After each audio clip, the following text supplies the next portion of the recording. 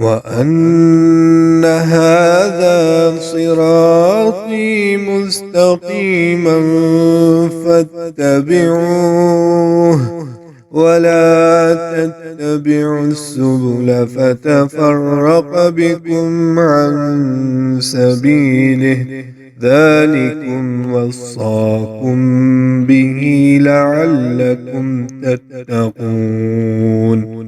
أعوذ بالله من الشيطان الرجيم. بسم الله الرحمن الرحيم. السلام علیکم ورحمۃ اللہ وبرکاتہ۔ سوال پوچھا گیا ہے کہ دوران خطبہ جمعہ کسی کو چپ کروانا یا کوئی فضول حرکات میں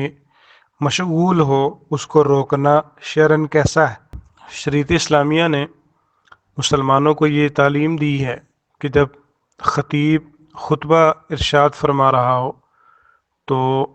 سامعین کے لیے یہ بات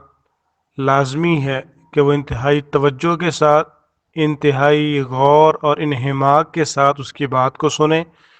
اور مکمل یکسوئی کے ساتھ سنجیدہ ہو کے بیٹھیں اور خطیب کی طرف توجہ رکھیں اور اس کے مسائل پہ غور و فکر کریں، حتیٰ کہ زمین کے ساتھ نیچے انگلیاں پھیرتے رہنا، تنکے کو پکڑ کے تروڑتے مروڑتے رہنا، کنکریوں کے ساتھ کھیلتے رہنا، یا کوئی باتیں کر رہا ہو تو اس کو خاموش کروانا، یہ انتہائی لغو حرکات ہیں جس سے آپ صلی اللہ علیہ وآلہ وسلم نے منع فرمایا ہے، اور فرمایا کہ اذا قلت لصاحبک انصت،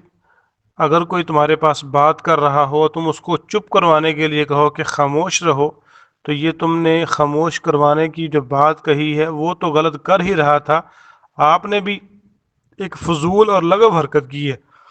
تو اگر کوئی مسجد میں داخل ہوتے وقت سلام بلا لیتا ہے تو دبے الفاظ میں اس کے سلام کا جواب دیا جا سکتا ہے،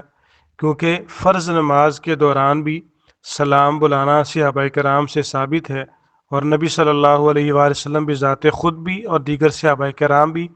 حالت نماز میں بھی ہاتھ کے اشارے سے سلام کا جواب دے دیا کرتے تھے۔ تو جب فرض نماز کے اندر رخصت موجود ہے تو خطبہ جمعہ کے دوران بالاولیٰ جائز ہے، تو باقی اس کے علاوہ جو حرکات ہیں ان سے اجتناب کرنا چاہیے۔ السلام علیکم ورحمۃ اللہ وبرکاتہ۔